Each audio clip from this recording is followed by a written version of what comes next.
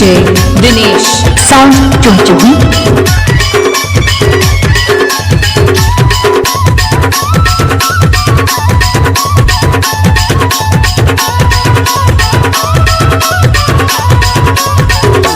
DJ Dinesh sound चुमचुमी।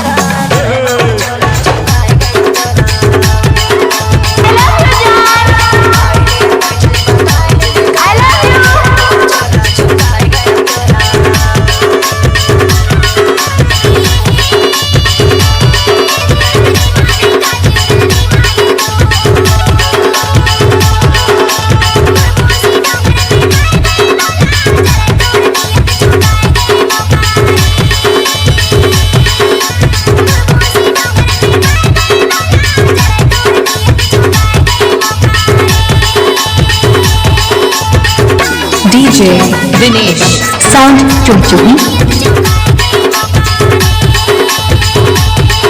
हमारे YouTube channel Dinesh Shyam को लाइक शेयर सब्सक्राइब करना बिल्कुल ना भूलें। Mobile number 83 050 97 14 7।